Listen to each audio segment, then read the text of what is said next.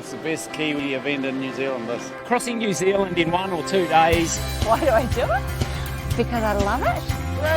3, 2, 1, go!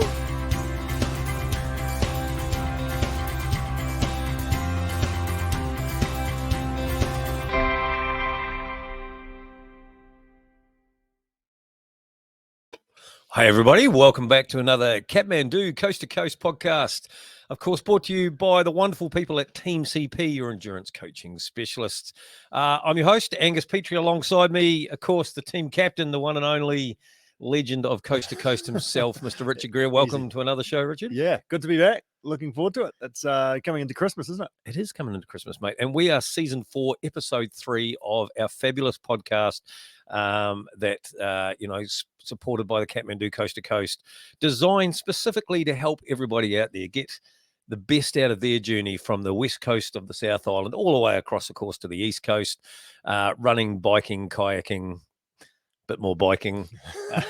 Maybe a couple of little runs in there. Maybe a couple of little runs in there. But ideally just to help you get along the way and enjoy what is one of New Zealand's most iconic races, Richard, the Kathmandu Coast to Coast. What an adventure. That's right. And that's the best part of it. It is an adventure, and there's lots of people out there adventuring in all sorts of different ways as they build up. So today we're going to talk all things nutrition. So nutrition is, in triathlon, we talk about the 4th discipline, don't we, to make sure that you nail that. And you could be you could be the fastest person out there, but if you don't fuel your body properly, you're not going to be able to finish and to do what you're capable of. So it becomes more and more important the longer we go. So we're going to talk to registered dietitian Conrad Goodhew. He's going to talk to us about just tips and tricks, give you some practical ideas to take away tonight. So, and also the key thing is maybe answer any burning questions you may have as well. So that's really important tonight. And we've got a bit extra to potentially sweeten the deal to help you maybe push those buttons and send us a question. We certainly do. Of course, as always, we love a bit of interaction while we're live here. So feel free, whatever platform you're watching this on, whether that's on the Team CP Facebook page or you're joining us live tonight from the Coast to Coast Facebook page. Great to be back live on there again.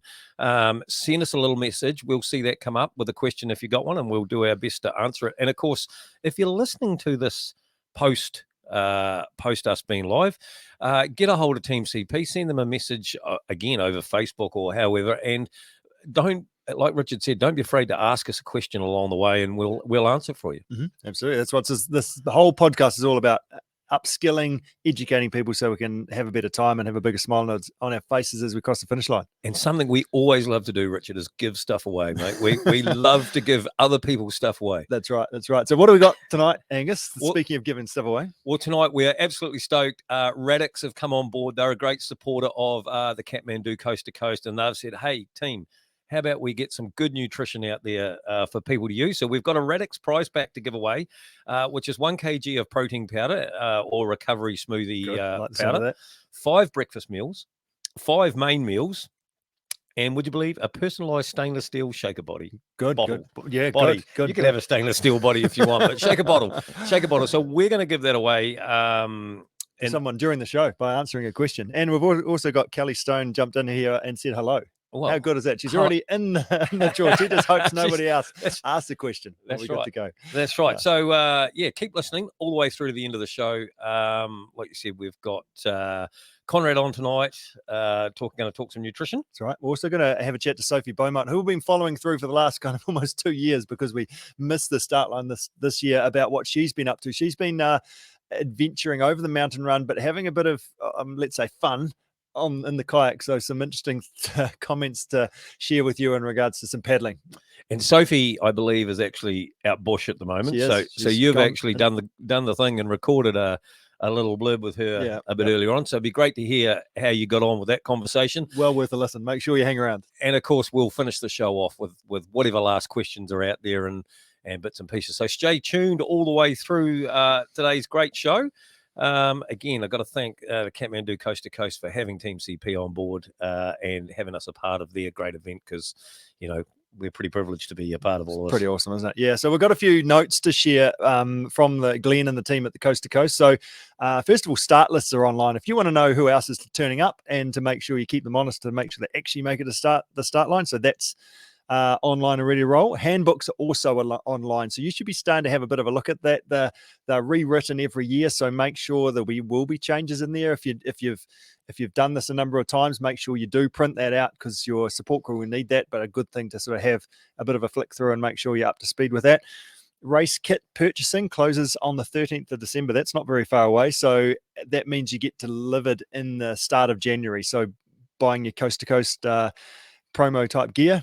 What else have we got? We can book online photos, GPS tracking, and your Klondike Corner dinner from the Sheffield School. That's definitely a winner. That's a go-to for that one. That's a good feed, that is. It right? is. They do a great job of that, and their dessert as well.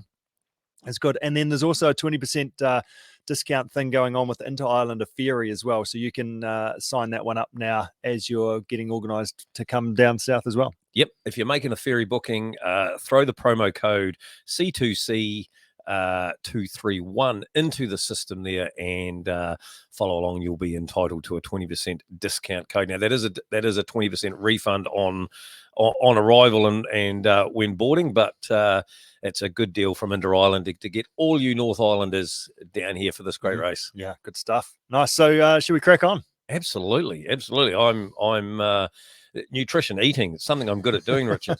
I do. You'd think I'd know a lot about this, wouldn't you? I think we'd almost consider ourselves both experts, wouldn't we? That's why we ride our bikes and go running and stuff. This might be a bit of a case of the old good cop, bad cop in the eating divisions, though, potentially. Yeah. Well, I haven't had my bowl of ice cream yet tonight. Yeah. You declaring the chocolate biscuits? I haven't been declared until now. Okay, right. So what do you reckon? moving along. Should we get Conrad on board? Yeah, that's right. So Conrad's a registered dietitian, works with a whole lot of different athletes who and simply looks at educating people to simplify things so we can make the most of your own performance. So Conrad, how are you getting on this evening? Thanks for having me on. I'm actually just hanging out for my dessert soon as well, so don't keep me too long. Got? What's on the cards? I think it's just a little bit of chocolate tonight, getting us through and hard wedding prep. So she's all go. Oh, good stuff. Good stuff. Just loving with what we can get our hands on. Are you an every night dessert? Depends on what sort of stage of training, I guess, and where I'm at emotionally. You go through patches. It's not a bad answer, actually. Yeah, I like it. That's good. That's good. So let's kick off, Conrad. So we talk about sport nutrition, and we want to talk about the coast to coast, but it needs to start with getting your general baseline nutrition sorted, don't we? That's a key part of it. So before we get too specific and in depth, specifically to the coast to coast, what are some key fundamentals that we need to get right first? Yeah, I think when it comes to like sport and performance nutrition, we kind of lose sight that an athlete is anybody who actually embarks on any sport for a reason. So we kind of got to look at sport performance for everybody, not just for those sort of races or elite nutrition. And that doesn't mean, smashing a whole lot more carbs or anything like that either. It does play a part. But I guess when it comes to fundamentals, it's really just getting your structures and stuff right first and foremost, so we can actually make change. So like you said, I work in a number of different sports and levels of education from high school right through to 60-year-old masters athletes. The same principle applies to everybody, which is getting your weeks structured well, and then you can actually fit food and make changes based on the feedback that you're feeling or how your body is responding, or also your mind's responding as well. And I think it's really key that we sometimes lose sight on, that we get so caught up with counting calories or eating enough carbs and all the rest of it that we don't actually go, well, nutrition's not just about, eating perfect or getting these numbers right. It's actually about how it affects us socially, emotionally, everything else. So because especially as Kiwis, nutrition is a really big part of our life. But if we look at the actual key things we need to get right, I think it's just pretty straightforward. Ministry of Health guidelines are great. We start off with fruit and veg. For men, it's now 6 serves of veg a day, 2 serves of fruit, and females, that's 5 serves and 2. Go on the jump of 5 plus a day. Have to up the ante. I have to find another one. It's late in the day. Yep. And the reason for that is not only do we think vitamins and minerals, because people go, I'll just replace it with a multivitamin if I don't eat enough. Well, there's 2 things here. First thing is we absorb it better and utilize it better from fruit and vegetables themselves, but also it's the fiber that comes with that. And we look at the gut microbiome and the amount of sort of gut health talk there is at the moment. Best thing you could do rather than cutting stuff out is actually add stuff in. So if we focus on getting more fruit and veggie intake, your gut will probably actually find it will be a lot better. So that's a really key one that when I work with my athletes is actually about functioning of their body. Beyond that of sort of calories, because that's the fuel. We've also got to keep the engine running effectively. When you think of a car, that's your oil, that's all your servicing and stuff. And you got to think of your gut microbiome or your probiotics as your little gut bacteria, so to speak, and they're your pit crew. So they're the ones that look after your car and keep them running. Perfect. No, that's really good. And it's about habits as well, and making sure you look after yourself there. So you're doing, as you say, in terms of around recovery and fueling before you go out training and things as well, isn't it? Oh, absolutely. And that's where I think the structure comes into play, that you can actually write your week out and figure out, I've got more training this day. I'm going out for a 2-hour ride. I need to make sure I have not only my sort of 3 meals plus a snack that I might normally do on a lighter day, but also maybe adding in some more that day and actually see that. So it's really interesting because I always get my clients to fill out a food diary before they come and see me. I ask them, what did you think of your food diary? And the response is often, I had a really bad week with that. But also it's what they don't see is the factors on those bigger training days specifically, they're actually eating less of those main meals. So that's a really crucial one, and how you adapt that. And a big part of that is sleep, how hungry you are, particularly like later after that training. So 3-4 hours later, or even the next day. So Mondays, if you're really hungry Monday and Tuesday, it's probably a big sign that you're not fueling yourself effectively over the weekend.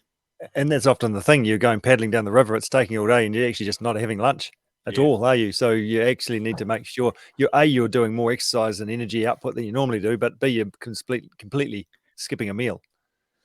But I think we do that. Things like we do that often, not just on the boat, like on the bike or on the run. The weekend comes and a bit of free time, I suppose, isn't it? So sometimes you do get off that off cycle and end up on your long run or your long bike that does go through that lunch period that, you probably should be having lunch plus making up for the other calories that you're burning. So probably a lot of people fall in that trap and get calorie deficient over a weekend period just because of that getting out of the routine of normal lunch, normal. Yeah, and on the flip side of that, they start restricting during the week because there's other social pressures that come with sort of being a certain weight or a certain body type when we're thinking about an athlete. And so they start restricting themselves during the week as well. So it ends up being a double-edged sword. And you throw family, work, lifestyle into the mix. People skip meals like that too. So can easily be a concoction for disaster when it's not actually addressed and stopped and think, right, what's going on here? And that's why I think writing it down, being aware, should be at the front of mind for any athlete before we even start diving into protein consistency over the day and eating those fruit and veggies and the rest of it. Like I said, that planning and prep's really, really crucial. Nice. So in your opinion, are there any sort of big mistakes that you see that coast to coast athletes tend to make with nutrition across the board? I guess it's it's quite ironic, really. We're sitting here, almost less than 3 months, or pretty close to now, out. Yeah. So it's really just giving yourself enough time to practice the stuff. There's a real art to getting your nutrition right for these sort of races. And it's not just teaching your body to be able to consume the food. It's also figuring out what you do and don't like. It's also how your body does respond to it. And then obviously preventing injury and keeping well during this time and actually enjoying the process. So I think what I do see with a lot of coast, and like I mentioned before, is with any athlete, they think they need to lose weight to gain performance. And I think this is a really key one, is you're in there now, focus on performing well. And you'll get benefits from that anyway. If you try to lose weight at the same time, it's just going to be, you're going to really struggle. And often your body is just adapting anyway. As long as you're eating well and you're doing exercise and getting out and about, your body will just adapt to what it is, isn't it? Rather than trying to focus on it specifically. 100%. If you eat to fuel both physically and mentally, your body will respond accordingly. And if you eat well and eat consistently and think how over the week and get all your fruit and veggies in, you're naturally potentially could lean up. And I see this a lot, in particular with the endurance space. When we actually start adding in food, they start either losing weight or definitely leaning up. And not that it's a focus of ours, it's just a nice and a bonus outcome of races like this. And this is why we want to do it. Nice. So, a lot of times when we're talking endurance sport, we look at carbohydrates per hour, and I think that's really important. But also, should we be looking at calories per hour? And I guess the thing is, with the coast to coast, it's such a big variety of people that are doing it, and they're going to be out there for different lengths of time. So during an event that will take some people up to 20 hours and over 2 days, or sort of 16 to 17 hours for the longest day, do the carbohydrates start to become less important when it's kind of starting, that's verging on ultra endurance type stuff, isn't it, really, in terms of how long we're actually out there for? Yes, and I think it is and it isn't. And I think this is a really good discussion for us to have. I think the first thing I want to sort of recognize here is it's intensity versus efficiency here. So if we go, well, our elite coast to coaster, they will be faster than us, but their intensity may still be the same. So their energy requirements are still similar. We're just out there for longer. So when it comes to carbohydrates specifically, it is still well documented that carbohydrates are still very important. Now, I'm not saying that calories aren't by any means, and you're right, because you're out there longer, you're burning more calories, 100%. And this is where, when we get into longer races like this, we would need to move away from carbohydrates only being from those, I guess, sports drinks and gels and all sports foods, so to speak, that are really just high sugary type foods, hot like sugary stuff. Yeah. So and the rule of thumb that I use is generally anything over an hour, 4 hours, is you need to start incorporating real food into your diet. And the beautiful thing about races like this, because they're chunked differently, you can actually incorporate different types of food where it is, and you get a lot of opportunity to almost stop on transitions and do that. Whereas races like, let's say, the ultra endurance running, so to speak, or even Ironman, you're kind of doing the same thing over and over again. And there's less sort of breaks. So you have to create those breaks in those events. Whereas for coast to coast, it's also almost done for us, which is quite cool. Yep. Nice. And as you say, like that run that might take us 6, 7, 8, 9 hours or whatever, but we've got a bike ride to do some eating before we even start as well, and that, so we can actually start that run fueled up and ready to go, and not feeling hungry. Yeah, exactly. And I think we'll talk specifically around that when we break each section down to almost thinking ahead and what we call front loading our food. And so this is really, and people often come to me and they go, I struggle to eat food when I'm running or when I'm biking or however it may be. And obviously there's the gastro feeling of the jiggling. When you're on the bike, your stomach is higher, almost higher than your mouth. There's also in the kayak, you're squished in, you're hunched over. There's all these things we need to take into consideration when it comes to gut feeling. Number one thing is practice with food. The more food you practice with, the better you're going to get at it. So when you have your carbohydrate targets from food, naturally you're going to increase your calories anyway. So if it just makes it really easy for us to strip back and give us a focus, and you focus on carbohydrate intake, which, we're looking at sort of 60 to 90 grams of carbs per hour, regardless of the athlete. But we've actually found in evidence that we can actually get up to 120 grams when practiced well also. So which is quite a lot of carbohydrates when you actually put that in food terms. That's huge. Technique of eating is something that needs practice. And I know what you're saying, it's some people struggle to eat on the bike. One of the reasons people struggle to eat on a bike is exactly like you say, the stomach's higher, but it's actually the position, and your head is often tilted up. So it actually closes off your alleyway down there. And if you're biking along, what you actually need to do is tuck the head in, so that almost tuck your head down so that you actually put it back in a natural spot. But while you're looking up forward at the road, you're actually closing off. And a lot of people struggle to eat because they haven't realized that that's what they've done.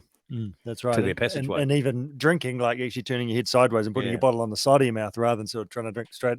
All those little things make a big difference to that as well. So like carbohydrates, 60 to 90 grams of carbohydrates, that's a pretty good guideline. Do you talk about calories at all as a thing, or is it actually, if it's over 4 hours, make sure you add some food in, 60 to 90 grams of carbohydrates, and then the calories will take care of themselves? Is that sort of what you tend to do, or what happens to that? Yep. Pretty much. And I think for a race like this, if we're talking about coast specifically, in the transition can be a good time to kind of reset and go, well, I might have something reasonable, unless you're obviously elite and you're trying to get through. Like, there's strategies around how those transitions work. And in particular, the bike into the run, the initial one. So, that can be quite a fast paced transition. Whereas down the track, you might actually take that opportunity to get something decent on, take a minute, because obviously for a lot of people, it's just about completing the race than it is to actually, be podium or at least be elite. So we've got to look at, first of all, what is your expectations from the race and what do you want to get out of it? And second, it's okay, what is effective things that we can use during this? And if you're using options like different types of bars, even if you just simple thing like a raspberry roll, you're going to get some protein in that anyway and calories. So some people like having egg sandwiches. I've seen that, even just boiled eggs for people, but even though there's no carbohydrate in boiled eggs, hence why I go for the sandwich roll. That's easy way. You get your carbohydrates from that, and there's a bit of a bonus in there, and it's savory. So it's each of their own and what they can handle. But at the end of the day, you get some food in, the rest will take care of itself for sure. And actually fill you up a little bit as well, because as you say, like if I just have all that sugary stuff, I just start to get actually hungry. And hey, that could be I get my transition sorted and I'm eating, walking, actually just cruising out rather than running, so I can sort of start moving forward a little bit, but I'm making sure I get that fuel on board at the same time.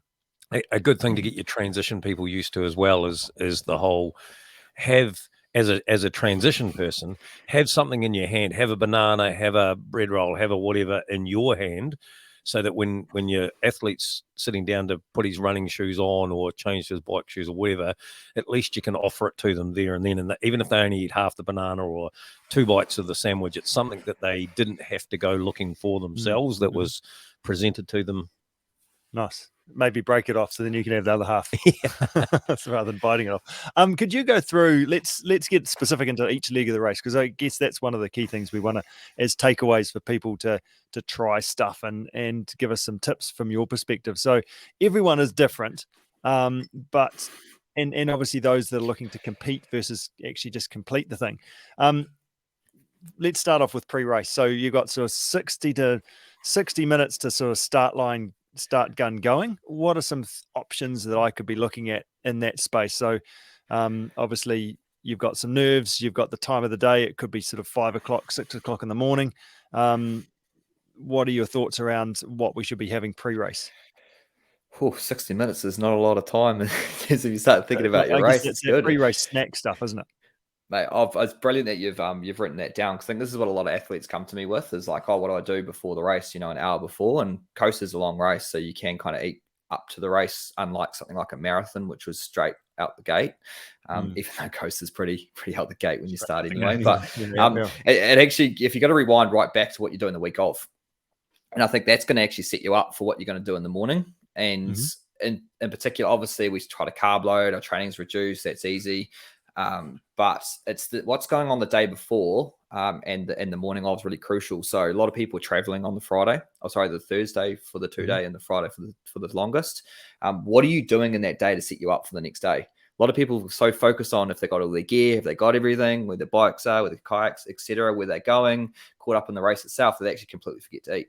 So that's, I think, it's really crucial you get that day before right, because if you haven't got that right, you're going to start the day of on the back foot. So that would be my advice. Obviously, how you strategize that's completely up to you as the individual. And obviously, electrolytes and stuff are really important during that time as well. Nice. But when it comes to the race itself, in terms of on the day or even the morning before, the night before, a lot of people come to me, they go, oh, what should I have the night before? Like pizza, pasta, that sort of thing. I'm like, honestly, you've probably loaded enough for the week of. Have something that you like and you feel comfortable and you sleep really well on. So like my personal one is always I have chicken thigh, mashed potato, and some mixed veg. And I actually have my mashed potato and white bread, because that's just fantastic. I don't know. Hot mashed potato and bread. I can't believe I've found somebody else who loves that like I do. Should be illegal. I get frowned upon in my house about that. That's a huge fan. So mate, but that's the thing. You've got to find what works for you, and that's where you practice on those Friday nights and the Saturday nights of how well you sleep. And that's where it comes into that reflection and what you start to know. And then in the morning of, obviously, I'm sort of going down here, but it's all stuff that we need to know. Morning of, like, I work on a sort of an hour and a half basis for a race like this. Ideally, you want to be right up to 4 hours. But again, 6 o'clock start, you're not getting up at 2. That's a bit ridiculous. So we'd start to think, and a lot of people wake up and then they go have a shower first. They start sort of faffing around. Like, just wake up, get something in your mouth, whether even it's just an orange juice or it's something to get there early, and snack on those things early. So stuff that you're not having on the race is things really important. I've seen that before. People eat their race food at the start, so then they get flavor fatigue before they've even started. Yep. So stuff that you wouldn't take. So like crumpets and stuff are fantastic. Like fruit toast and all that sort of carry on. So pikelets for those, pancakes for those that aren't taking pikelets, but I'm more a savory person, so I'll have spaghetti on toast. So you kind of figure out what that is, but I think if you can get it in early enough, you should be okay. But it's really just, again, practice. And when you've got these races leading into the coast day itself, that's a great opportunity to know what your race strategy is for the time before, how much time you've got, and give it all crack, and you'll figure out where you're at from there. Because you've got to add some nerves in there as well. Whatever you're doing training, you could even have the right time, but also all of a sudden, oh my gosh, there's not so much blood flow going to my digestive system, and this is not sitting very well, and all of a sudden I don't feel very great. So yeah, practice in that race sort of situation. Yeah, exactly. And also you want to always practice above what your intentions are. So if you can practice at 1.5, let's say, and you only get 1, beautiful. I'm not saying that's the numbers we're looking for, but actually, well, the numbers are 1 gram of carbs per kilo body weight to 4 grams of carbs per body weight is what I normally rule of thumb use. So for breakfast or pre-race? For breakfast. Yeah, so for that pre-race. Yeah, for breakfast. 1 to 4 kilo. No, that's that's a pretty big range. Yeah, and that's it. And that's just pretty much whatever you can get in. So the more can be better, and that's going to make it the race beneficial as well. But I guess it's finding out what your sweet spot is and what you can handle with your nerves, all the rest of it. So okay. And I guess that's what comes back to that question I sort of asked. Hey, if your breakfast didn't go very well, you could have a wee snack just beforehand as well, like a banana within that hour of start line as well, couldn't you? Yep, banana. And at the end of the day, if you have your fruit toast there, it's not the end of the world. Like, depends on how, again, compete or complete. That's really where it's at. So bananas, again, pikelets, like race food's pretty good, but again, I want to avoid race food as much as we can, because you're probably going to have a whole lot of it during the next 1 to 2 days. Nice. Okay, the gun's gone. Juddy's just blowing the hooter. We've dashed down the road whatever speed we want to. We've got on our bike. What are we thinking in terms of a nutrition strategy? What are some of the things we should be going for in that space? I guess it's the excitement of the race has started too, and people also often come out hot. So I think looking for simple and easy.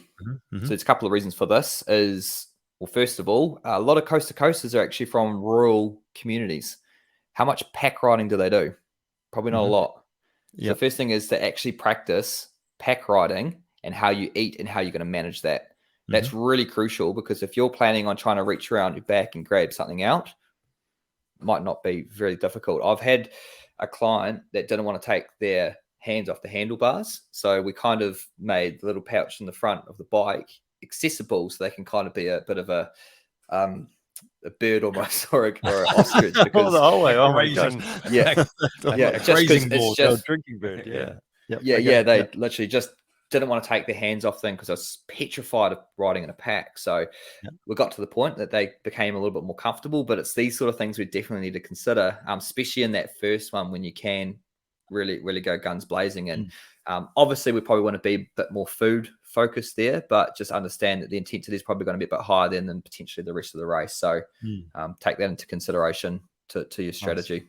Yeah, so I'd say Camelback is a great option, because it means, as you said, like, you don't need to put your drink bottle away. That's often what happens, is drink bottles get lost. So Camelback, you'll actually drink properly. And then the other bit is the old top tube bag that's just sitting in front of you. You don't have to reach around. Then you can put a bunch of broken up bars there, and you can just reach in, grab it. You're not sure exactly which one you're going to get, and then throw it down and keep rolling.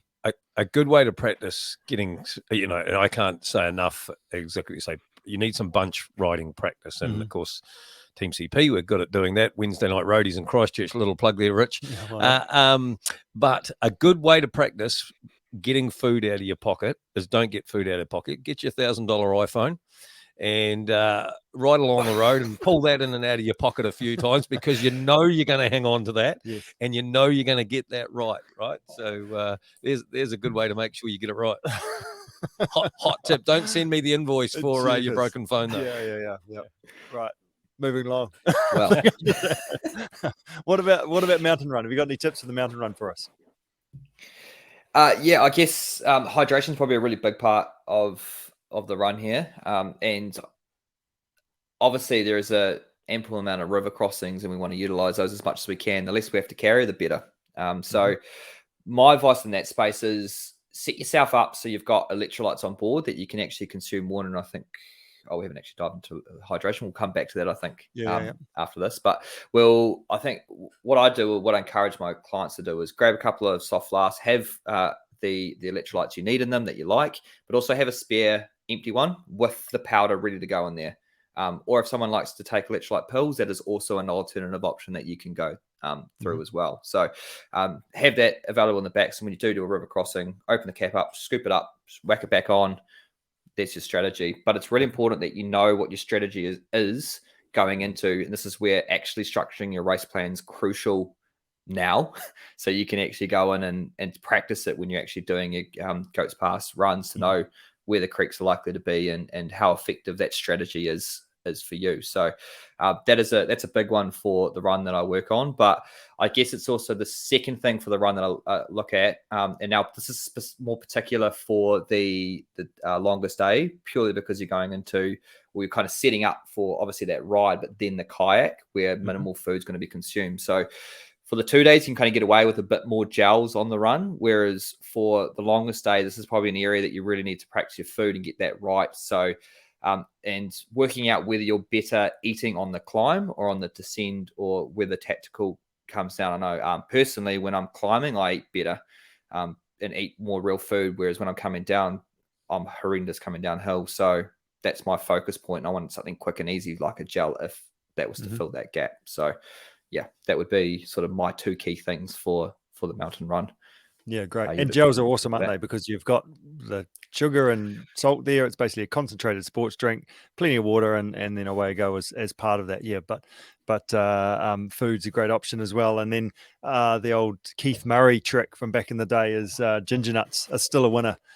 Throwing that out there. Ginger nuts are awesome because they're like rocks, and then basically dunk them in the rivers you're going across, and super easy to eat. And even if you don't have to wrap them up, towards the back end of the mountain run, they're getting a bit smudgy and not so exactly. It's still a ginger nut, but not really. But that's awesome. And I think there are about 10 grams of carbohydrates and a bit of ginger in there for anti-nausea. It's that's my tip of the day in regards to that. That's a good tip, isn't it? Yeah, that's good. Have we got any ginger nuts here? Great tip. Love a good ginger nut. I'm not I sure think I'm going to they'd go for it. I think it'd be great. I think it'd be regardless. I'm a ginger nut phobia. Like, couldn't think of any worse person. So the same could happen with what is it called, the chocolate chip or something like that. You know, anything hard biscuit. That's a great tactic. I love that. Yep. That's new to me. I'm definitely going to pass that one on. Throw that one in there. And you talked a little bit about hydration. Let's just jump into that. So I guess, how do we figure out how much we need to drink? Because it's different on different days, isn't it? And it's different for different people and different environments. And then also you got like water, solely water. Then you got electrolytes, and then you've got sports drink, which is the sugar plus the electrolytes plus the water. What should we be going for? And yeah, any thoughts and opinions there? Yeah, this deserves probably a solid half an hour itself. So I'll just summarize it.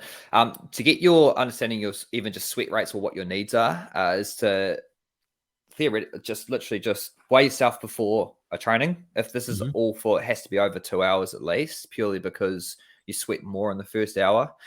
So weigh yourself before in minimal clothing. Know how much your bottles weigh or how much food you've got. Do your exercise, take note of the time, the temperature, the intensity, etc.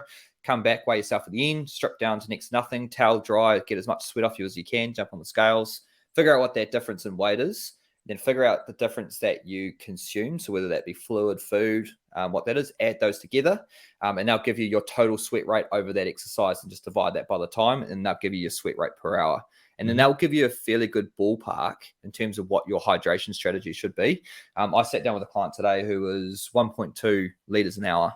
So you can imagine what their hydration strategy is going to be like versus another person. So it's a real tactical thing in terms of balancing out both fluid in versus not needing to go to the toilet. And that sort of thing. So that will determine sort of how much volume of fluid you need to take in, as well as potentially food, which can come under weight as well.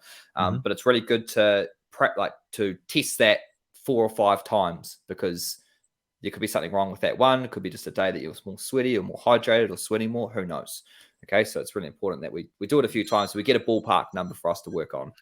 The next thing is it's actually about a kayak trip potentially on Friday. So should I? Should I?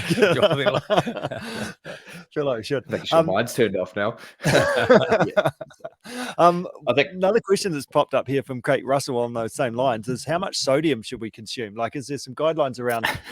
Is it more is better? Like, where are we at with that? Yeah, so I think for our society, we're growing up, and what we got taught in university was less sodium's better. So we think, sodium's bad for us. Well, actually, they've removed the upper limit of sodium now in terms of the recommendations, and it's highly variable to the individual. So, like, how much sodium you need, you can do the sweat patch testing, but even we don't use that in professional sport anymore, because there, again, is so much variety and variance within that, and it doesn't really give us a lot of value to how we actually prescribe. So we want to use electrolytes, absolutely, and I think it's for a race like Coast to Coast, you should be using electrolytes, and we'll talk about different kinds soon. So if you're someone that not only has a high sweat rate, but also if you run with a cap and it turns white, if you lick your lips and they're quite salty, you're probably a heavier salt sweater, and that could be due to either you're just a heavy salt sweater, or also you have potentially a high sodium intake too. So it's that sort of chicken and egg situation that we don't know of. So, but bottom line is, when it comes to what fluid we should consume,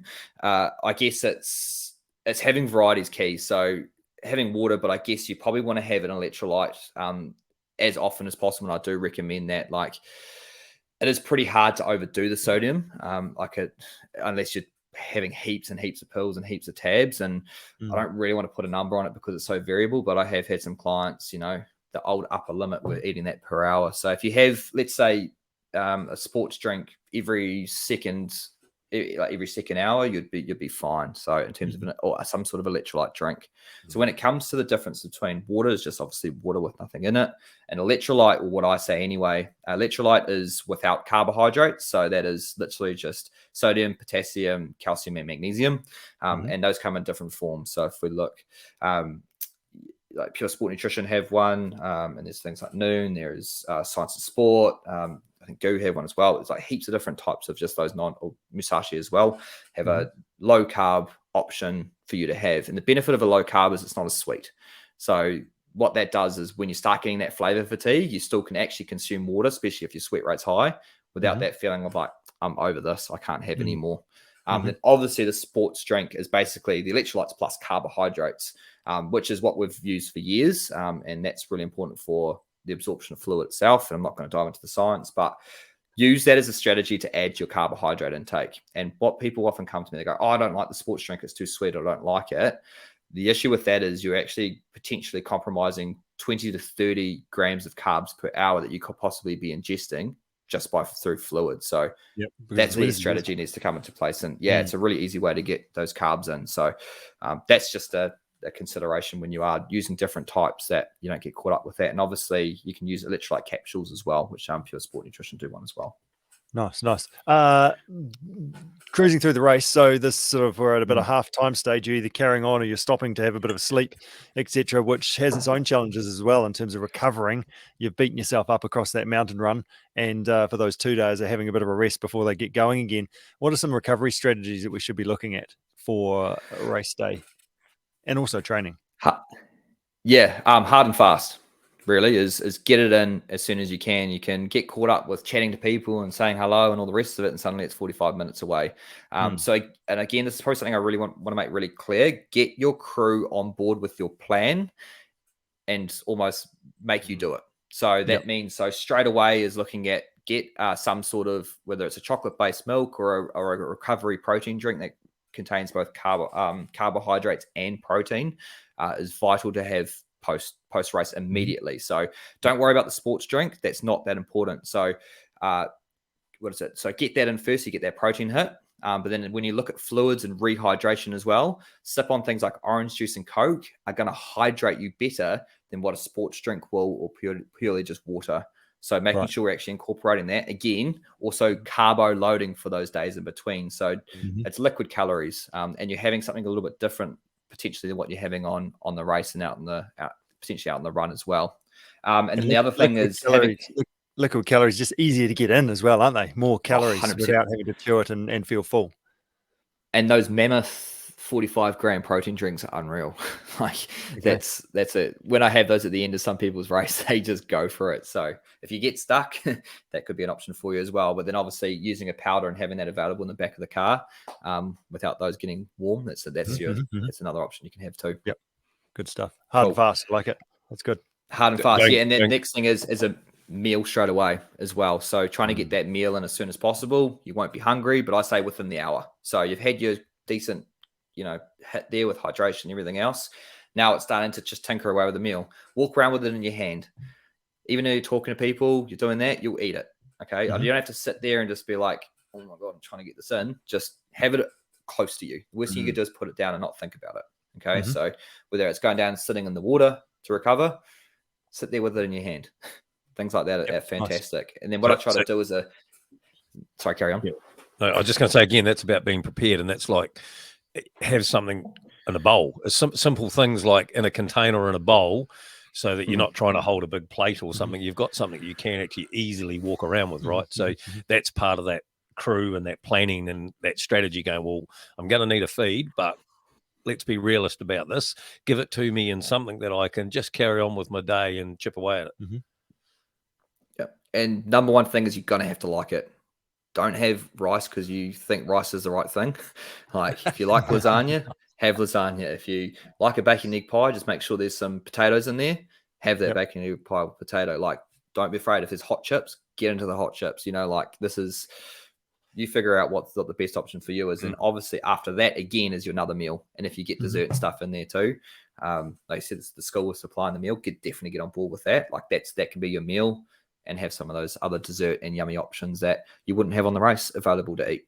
It's an eat-a-thon, isn't it? Do the media team is that part of the media team strategy as well? Surely. It's cognitive performance.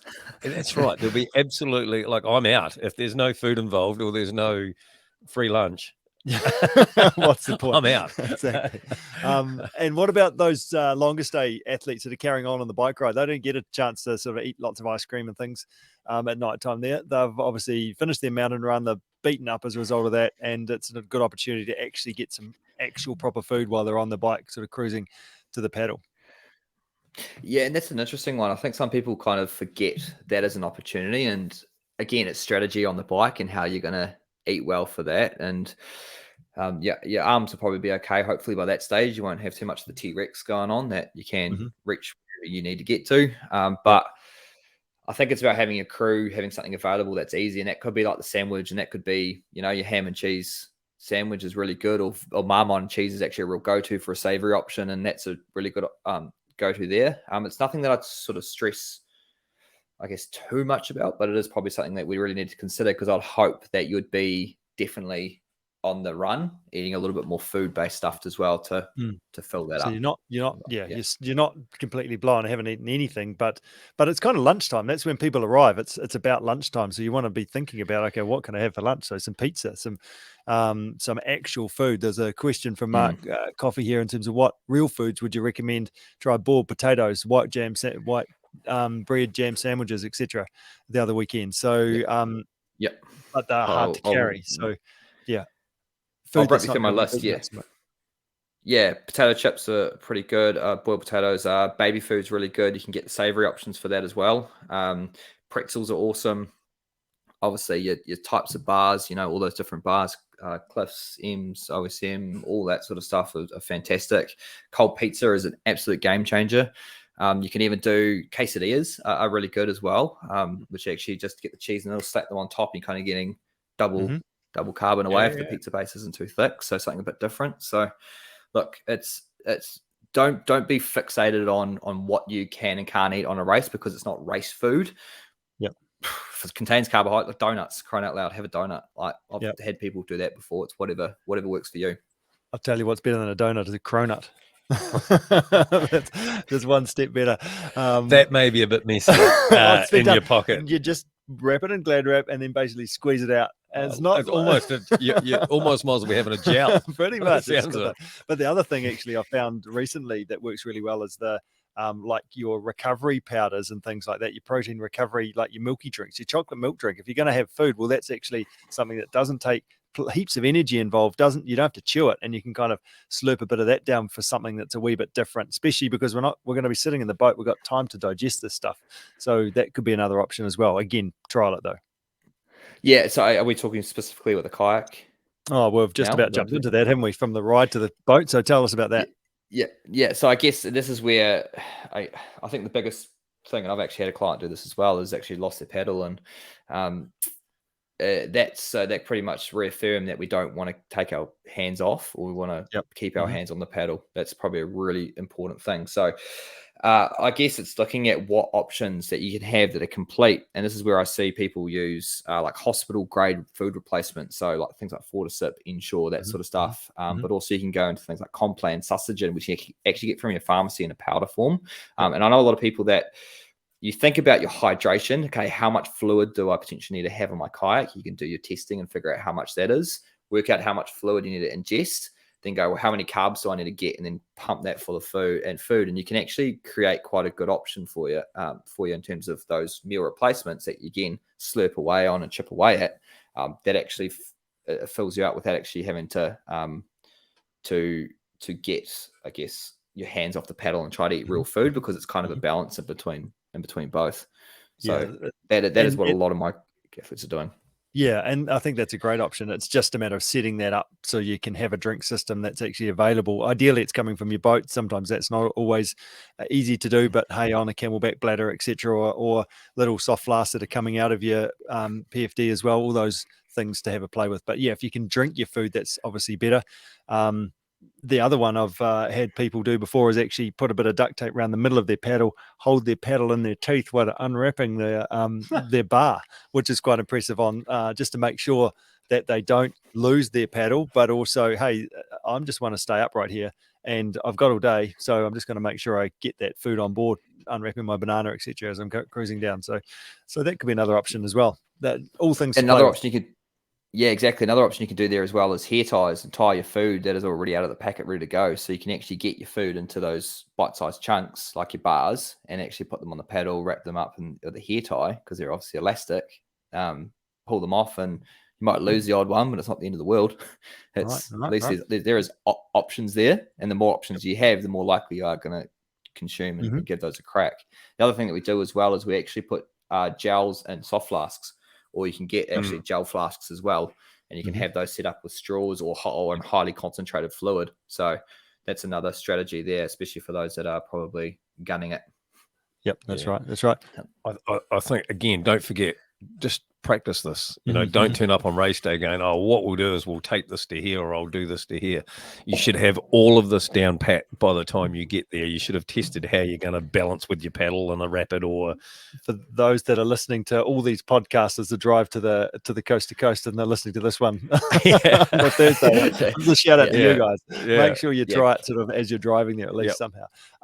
Let's jump forward to the final ride. This is often the piece that we forget about, but there's definitely, we deep into the race now. Obviously, the longest day, the just want to finish at this stage. It could be getting late. It's possibly cold as well. We've been out there for a long time. Any ideas and tips and tricks in regards to that final ride? Have a smorgasbord of opportunity with your crew, and they can help you out with whatever you feel like at that time. I've had people that have had burgers and steak sandwiches and whatever else it is to get in, just to get them home. Like, it's just at that point where you want to, just comfort. It's really just comfort, and what you don't know, what you're going to know, what you want. I was just going to say, it's total comfort food time, right? Because it's quite emotional when you get to that last bike leg, there's a lot of emotions that actually I've made it to the final leg. Yep.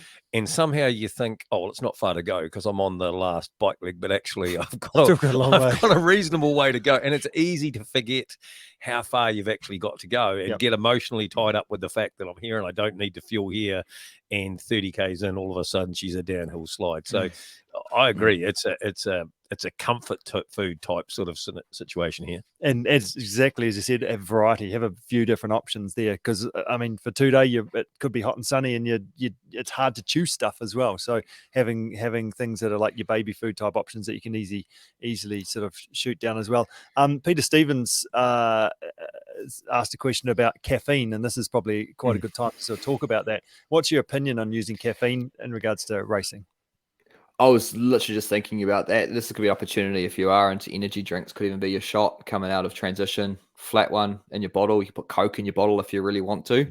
But I guess the level of caffeine. So the research tells us that anything over 250 milligrams reduces performance, but they haven't really given us a time frame. So if we look at about caffeine, have a half-life of sort of what?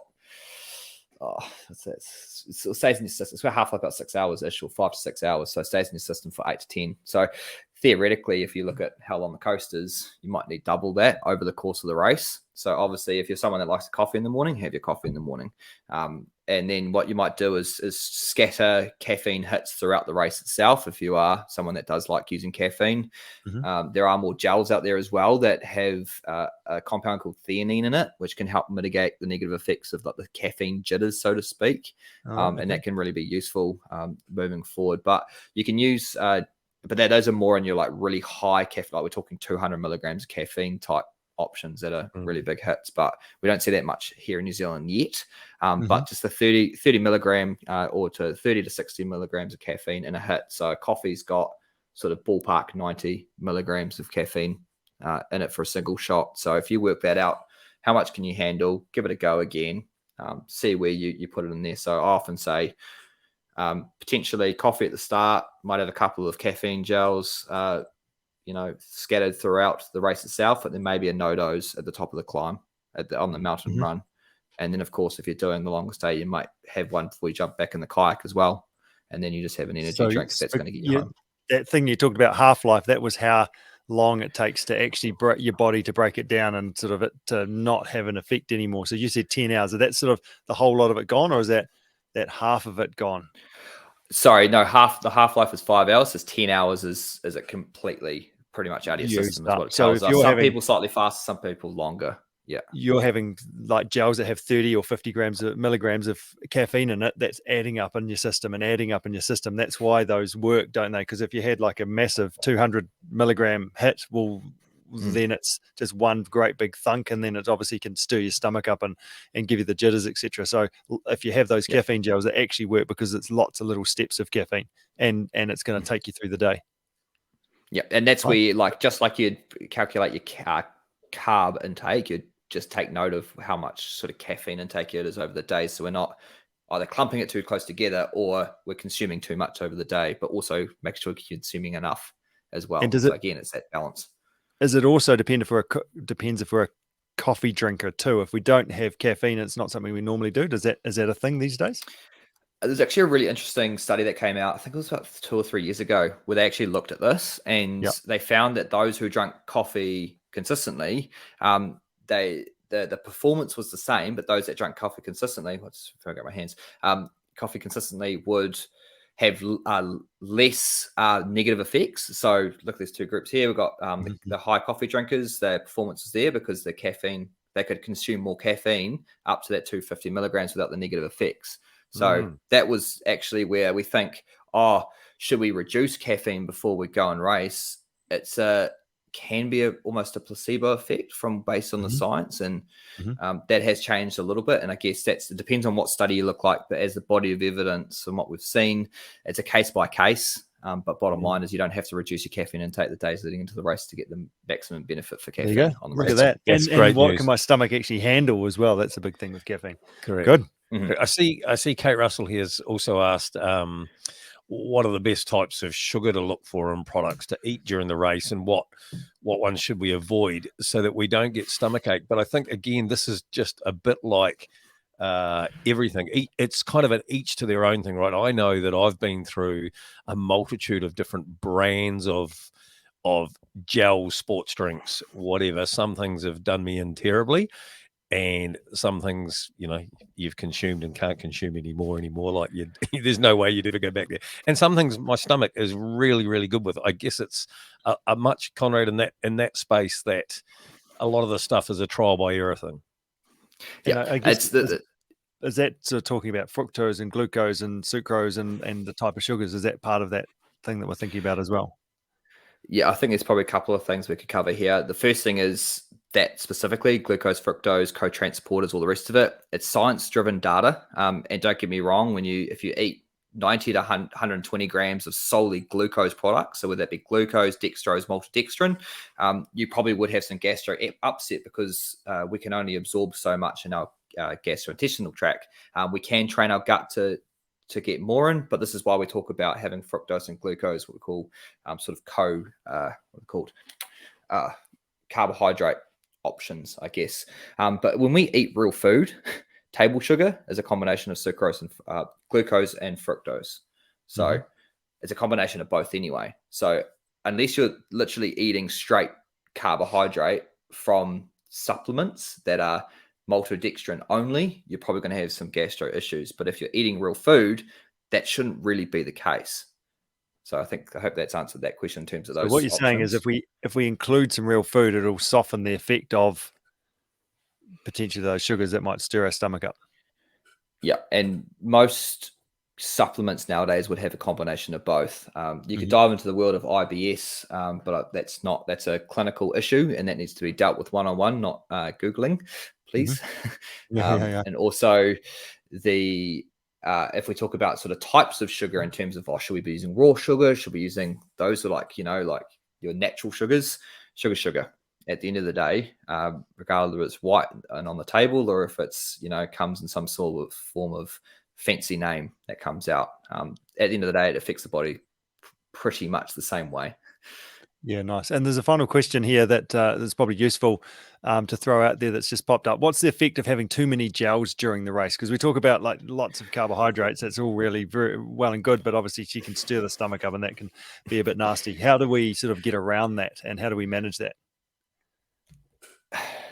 It's probably looking at food, types of gels. I think it's a combination. It's about building tolerance up over time. You get a lot of people that literally go, oh, yes, sweet. So I need to have 60 grams of carbs and they only eat 30 grams of carbs. And suddenly it's like, well, wonder why you're getting crook gut. So, okay, there's something. So hold your ears for those that are young, diarrhea and severe diarrhea or runner's gut is what they like to call it. And that's not fun if you're on the back of a mountain somewhere stuck or on the bike or even a kayak could be, not good. So it's about finding where your threshold is. The same as the caffeine.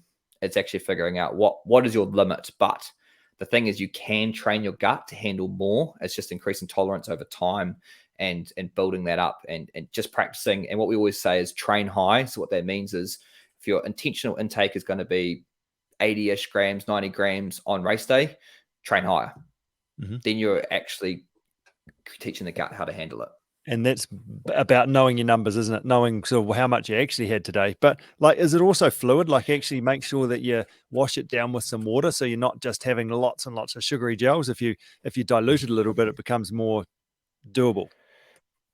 Yeah, and I guess there's two things I look at is when it affects the gut is upper respiratory, so reflux and burping and belching and vomiting, and also the diarrhea, which is the other end. So they're two very different mechanisms. So what you're saying there, that can help with the digestion and getting it through the stomach, because the stomach will have protein and fiber will take longer to get through the stomach. But then also at the other end, we need to make sure that we are well hydrated, or I should say we're not dehydrated, or that our body can actually absorb that carbohydrate out of the intestine, as well as so it doesn't go into feed our gut bacteria, which when they get the carbohydrate, she's a lot of gas and it's a lot of fluid come into that, as well as the small intestine. So that deserves a whole talk itself, it's what we call exercise-induced gastrointestinal stress. That's right. Yes, Sorry. yes, yeah. Not late. Flash. It's probably not a great note to finish on, really. But hey, I really appreciate your time, Conrad. You've given me a few extra sort of tips and tricks to sort of think about, which is fantastic. That caffeine thing and sort of how much carbohydrate is really good to look at, and also the calorie side of things to actually, if we focus on the carbs and food, well, then calories will happen too. So yeah, really appreciate your time. If we want to have a chat to you, what do we do? What's the best way of getting in touch? You can jump on my website and www.conradgoodhew.com. It's just my name, and that's probably the easiest way. I'm on socials as well, just literally my name. There's not a lot of Conrad Goodhews in the world, so have a look at that. I am, as well as if anyone wants some more sort of picture discussion around the Coast to Coast race itself, I'm actually going to have a seminar next week. Decided to drop that quickly because I know a couple of people were asking me for it just due to money constraints rather than seeing me one-on-one. That's an option there. That'll be a bit more visual, probably a lot of what we talked about today as well, but we'll actually probably talk about some strategies in terms of the race itself, and I'll get some information off the back of that too. Brilliant. No, but also go have a look at the content that's online as well on the Coast to Coast website. There's lots of good stuff there. Wicked. No, nice. Yeah, that's fantastic. Educating people and helping us do better and have a bigger smile as we cross the finish line. No problem. Appreciate your time. Yep, done. Well done. Thanks, Conrad. Such a big part of the race is nutrition, isn't it? It is, and it's always evolving and changing too. That's what I love about it. It's the most simplest subject, but it's also the most complicated subject at the same time, isn't it? Correct. And actually, there was a couple of other questions in there. One of them was actually from Chris Wilson about rubbish. What's their suggestion to deal with rubbish? Rubbish, I can tell you, take with you. That's it. Period. Full stop. Do not litter, but be prepared for that. So if you've got a run vest or you've got something like that on, sort of designate yourself a pocket where you're going to put your rubbish. If you've got like bike shorts or something on, if you need to, stick them up the leg under the elastic piece. There's plenty of places you can put rubbish. If you've really got too much rubbish and you come across a marshal or something, ask nicely if you could leave this here and just drop a bit off. There's probably a no on that one. So yeah, but I like that. Like, find a pocket that's a rubbish pocket. So you're not trying to take out gels or food from the same pocket that you're putting your rubbish into, because that's when you sort of start dropping stuff without realizing it, which is awesome. And I'll tell you another good tip. You want another good tip? I love a good tip. Grow a mustache. Does that make you? It's like that. I like to think of my mustache as like the cow effect, I suppose, like a salt block. So once you've had one or two gels, you normally have a little bit stuck in there, and then you can just kind of lick your mustache like a cow in a salt block going down the road. Real easy. Don't have to get anything more out of your pocket. You can just lick away there. Grow a mustache, Richard. There is today's real hot tip. Go faster. Nice work. So Radix are on board with us today. What's the story with him? Well, Radix, of course, Radix Nutrition. They provide the world's most nutritious food and recovery drinks. Of course, they're on board here to give away a prize pack. We've got, it's a proven thing by athletes like Dougal Allen, Simone Mayer, Sam Clark. They're all on the Radix bandwagon. And so what we're going to give away is to those that have asked some delightful questions, gone into the draw, 1 kg of protein powder and recovery smoothie powder, 5 breakfast meals, 5 main meals, and a stainless steel shaker bottle to go with that. Now, we will be giving away one of these packs at the end of the show. Keep watching the CP socials and the Coast socials. We'll have a little announcement on there of who the winner is after tonight's show. Yeah, that's right. But also, I believe the Coast to Coast are actually going to give away another pack. Radix have actually given 2 of these great prize packs to be given away to all you good people out there who are coast to coasting.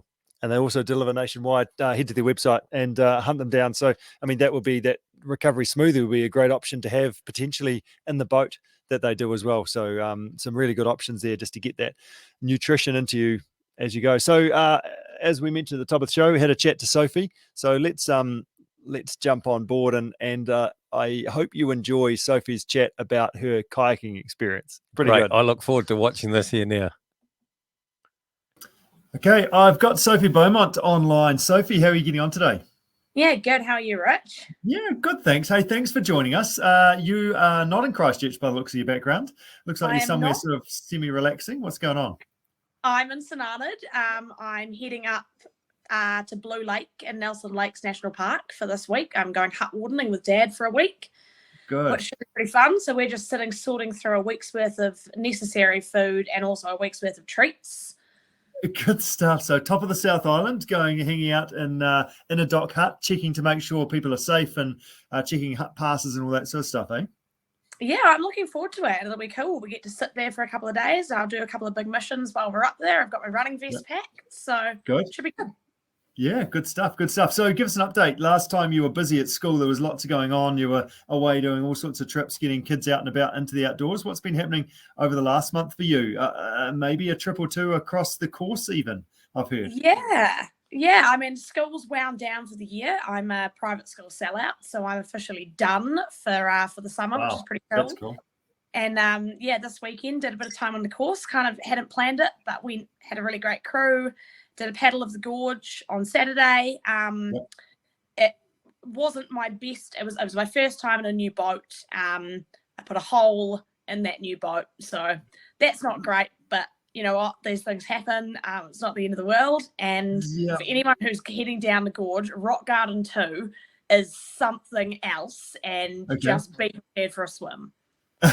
Oh, really? Okay. So that's like this whole podcast is about trying to increase confidence, and yes, you can do it, but actually be prepared for a swim, people. Wings. There's a chance you might be able to. Is that what you're saying? You can do it. Just be prepared that you can do it with a swim along the way. You know, like I did it. I'm an absolute novice. I just did it with 2 swims and a hole in my boat.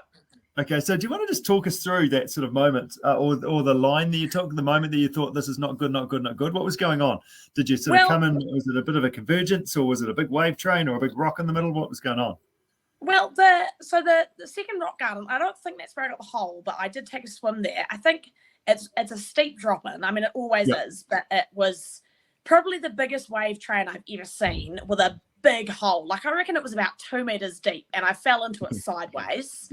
And there was just no hope. Like, it was all over. I kind of was going along the top of the wave train, and then I just went down into the hole, and she was all over. So, but it was all right. I felt good because. What was the thinking about going into it sideways? Was that part of the, like, let's just increase the danger factor, maybe sort of a few more bit of adrenaline? Was that sort of part of the plan? To be honest, I think it was straight panic, and I pretty much stopped paddling, and I was leaning back, almost lying on the back of my boat because I was so scared looking at the waves in front of me. Okay. That was my next question, actually. Were you paddling at the time to create that sort of sideways movement? But no, not so much. And the pupils were dilated, the eyes wide open. Not good. Yeah, it was not my finest moment. But look, it's fine. I needed to practice my rescue, I needed to have a go at bailing out my boat. So I got practice doing that. Yeah. It was all good. And then I took another swim a bit further down, just didn't really pay attention in I don't even really know, big boil, and then hit a wave kind of sideways again. And then put a hole in my boat at there's a I think it's a new rapid at Halfway Hut. I'm sure it wasn't there last year. And it's quite gnarly, actually. There were a few different chutes to go down, and I don't think I picked the right one because I felt the back of my boat crunch.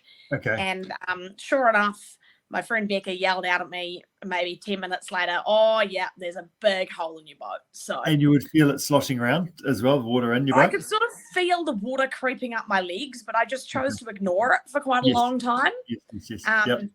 Yeah. Look, it wasn't very pretty, but that's all right. We pulled over, did the patch job, got the duct tape out. Okay, that was my next question, right? So did we have to patch it up to sort of get you down? Yeah, I wasn't the only one. We actually spent about 20 minutes on the side of the river, went through almost an entire roll of duct tape because we had 3 boats with holes in them. So it was quite an experience. It was quite a day out. Okay. Right, this is interesting. So what were the learnings? What do we take away from that for us as a result of doing that? Make sure you've got your duct tape with you. Don't panic is my big one, because I was actually really proud of myself after I swam at that in that second rock garden. The next big set of rapids I hit, I made sure I was leaning forward, I was paddling hard, and I got through it absolutely fine. So I think, for me, the big learning is to not panic when I'm going through the scary stuff, because I know I'm capable. And, for anyone else who, like me, is a bit of a novice, you'll be fine. You just have to actually go in knowing that you can do it. I know the times I make mistakes are when either I'm scared and I let my fear get the better of me, or when I'm not paying attention and I do something stupid. Right. Okay. And the thing is with that river, it's always changing as well. So the river's got quite a bit of water in it at the moment, hasn't it? So it's quite pushy. And as you mentioned, like that rapid, I'd never seen it before, but next time you go down there, it might not be there again. So who knows? It's just part of having as many different river experiences as you can. So you've got as many different sort of, I guess, skills and experiences to call upon next time you go down. Yeah, exactly. And I'm going down again in 2 weeks' time. So that'll be good to, have another go. The river will have changed again.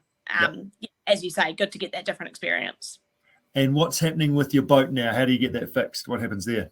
Well, I'm away for the week, so I've left my boat in the hands of my partner, Jared. He will hopefully, I don't know, figure something out. I'm kind of putting it out of my mind for this week. Right. Okay. You just referred that on to someone that hopefully looks responsible that might be able to get it sorted. Pretty much. Okay. Good. Awesome. And right, so that's the paddling side of things. What about the biking and the running? How have they been going? Yeah, really well. I've been coming along to CP Roadies on a Wednesday night. Absolutely love that in terms of the skill development. So good doing the bunch riding and doing, hill reps and stuff that I wouldn't usually do for myself. I've had some tire changing practice. Yes, you have. It's been good learning. And then, running's going really well. I love running. Went over Goat yesterday. It was just awesome. Had such a cool day out. Did my fastest time over and didn't even really feel like I was trying that hard. So that was really cool. It was just super fun. I love Goat Pass. Awesome. So good. And because this podcast that we've got is a nutrition special, did you have any sneaky treats across Goat Pass this time around? Yeah, to be honest, I feel like I absolutely nailed my nutrition for the first time ever. I was drinking electrolytes throughout the day, and then all of us were eating every 40 minutes. Okay. So every 40 minutes within the group, we'd all yell out to each other and we'd all have a gel or a bar or, something. And I let it drop a bit down from Goat Pass Hut, but on the way up the hill, I feel like I really nailed it, and it made such a difference. Like I just actually had that energy. And even that last climb up to the hut, which I swear that used to be really hard, it kind of just felt like a cruise. Good stuff. So looked after yourself early, which meant that you could go well on the downhill and enjoy yourself towards the end. That's awesome. Yeah, it was awesome. I had such a good day out. So feeling pretty stoked. And I mean, to follow up with the nutrition, the bowl of fries and the pint at the Springfield Hotel was pretty good as well. Well done. Okay, so this podcast has been recorded at the start of December. We've got Christmas and New Year's and things to contend with. How's that shaping up for you? Obviously, got a week of hut wardening, which will be just good living in the bush stuff. That's just amazing. Well done you on organising that. What happens after that for you? Doing a bit of stuff next weekend with a group. Got some missions, and the weekend after we're doing another weekend of a combined run of Goat Pass and another paddle of the gorge, and then hopefully into the final ride as well. Oh, right. Okay. So a kind of simulation weekend, that 17th and 18th of December. So that'll be really good to kind of, do some of those sections back to back. And then I've got a bit of family stuff on. I'm going away for New Year with friends, but we're doing the Alps to Ocean, so we'll be biking over New Year. So that'll be really cool. I love an active holiday. Oh, good.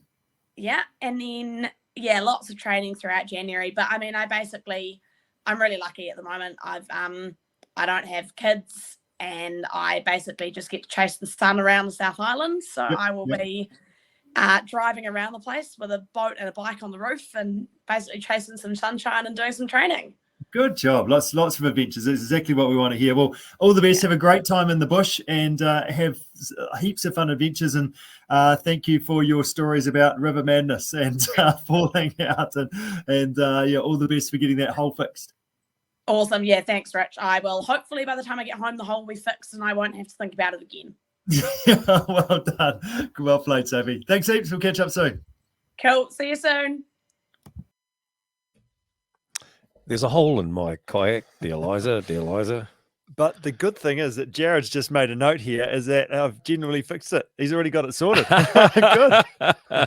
What shall I mend it, dear Liza, dear Jared? Well, whatever he's mended with, I hope it's up to standard. Yeah. Yeah, excellent. Oh God, I love hearing from Sophie. She's just so bubbly and affectionate, infectious is the word we're looking for, isn't it? And it's going to be great to see her get to that start line again and rock her way through, mate. Yep. We are getting near the end of our show. It's been an absolute fabulous show. Conrad coming up with the goods there tonight. Yep. So much to take away from tonight's episode, and perhaps maybe even I might just have to listen to it back again myself just to pick up those bits that all that detail that he had going on there. You've been writing lots of notes. I thought that was all your secret training notes that you're writing for us. Well, I have been writing it. You always like to surprise me and catch me out with a question or something. I've learned I need to take notes nowadays. Mate, we've got Christmas coming. We are December, of course, as we release this. How do we get through December? And the Christmas period is lots to eat, lots to be thankful for, and all those sort of things.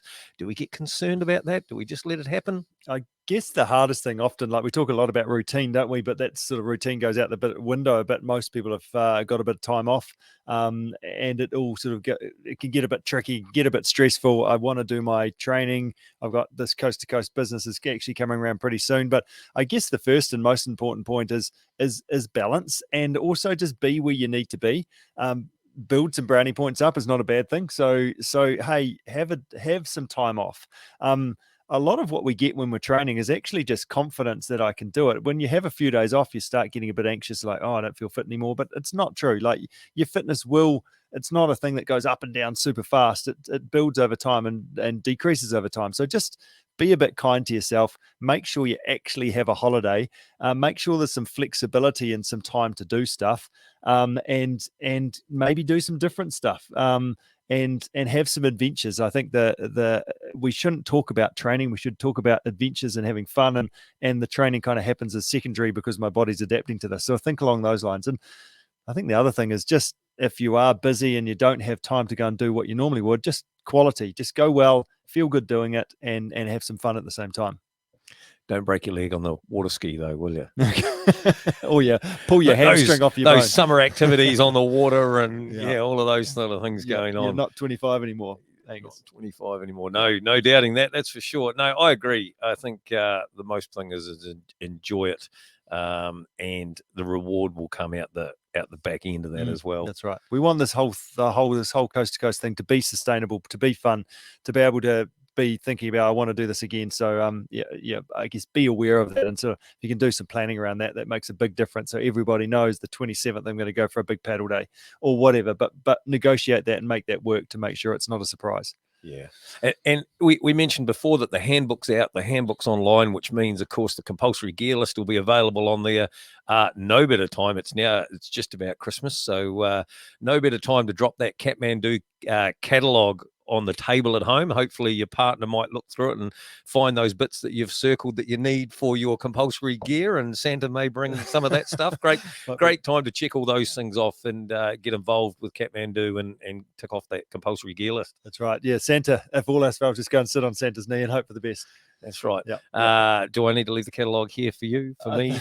There's always good stuff. There's always one a little bit more that you need. Absolutely. Good job. Don't forget, if you're watching this now and you've made a little comment there, you are in the draw for this Radix Nutrition Training Pack prize. We will allow, if you're watching this on our Facebook page or listening to it on our Facebook page over the next couple of days until sort of Friday, continue to drop a comment on there if you want, and you'll also go into the draw. And over the weekend, we'll do a wee draw, and Sandra will come up with some fancy social thing as she does, and we'll announce the winner of that. I think Kelly Stone has got 4 entries, and currently she's all over these comments. Loving it. Good job. Well done. Thanks for getting involved. That makes a big difference. So I guess to wrap up, what's your key takeaway, Angus? On your notes, you've got all these notes here. I probably think that we know that nutrition is one of the most important things about this whole thing, and you get it right, you're going to have a fabulous day. I think my takeaway is that everybody's different. Don't do what somebody else is doing, and you buy a $10,000 bike or a $5,000 kayak or a whatever. You spend that money to do that. Spend some money, go and see Conrad or somebody else, so that you can talk through how you go, what you do, all of those things, and try and tailor fit that nutrition thing to you, I think. Yeah, it's great. There's some very good notes here. You've done a great job there. It's good. And I think it is like that caffeine thing was really interesting. He talked even just in terms of carbohydrates and calories. That's one thing I wasn't too sure about. I didn't ask him about custard squares, but basically he talked about enjoying food, so making sure that they fit in there as well. So yeah, just trial it, and practice it now rather than the day before. And don't forget, like you always tell me, sleep. And Christmas, good time to have that afternoon nap. Everybody's allowed an afternoon nap on Christmas Day after they've had their ham or whatever, the pavlova they've had or whatever. But bad sleep habits drive bad nutrition habits, right? They totally do, absolutely. So that's when it all falls to pieces, when you're tired. So look after yourself there. Absolutely. Well, mate, I think that's episode 3, season 4 of our podcast. I think we've done well. So we need to do some of those. Some knuckles. Look, everybody, please have an absolutely fabulous Christmas. Train hard, train safe, train with your head. And we will be back. What do we got? One more before? One, maybe 2. Depends. Right. So the time, we're getting close, aren't we? We're getting close. So, of course, when we come back after Christmas and we have another one of these, we will go in depth a bit more about support crews, transitions, all those things. So there's some cool stuff to come. Again, Merry Christmas. Stay safe. Yep. Hopefully Santa brings you some flash new gear. All right. Job done. It was, but I wasn't actually prepared here, mate. So can you just talk for another bit while I try and find the end clip here? Yeah. Keep doing Thanks, your job. thanks. Well done. Take care. Thanks, It's Dave. the best Kiwi event in New Zealand, this. Crossing New Zealand in 1 or 2 days. Why do I do it? Because I love it. 3, 2, 1, go!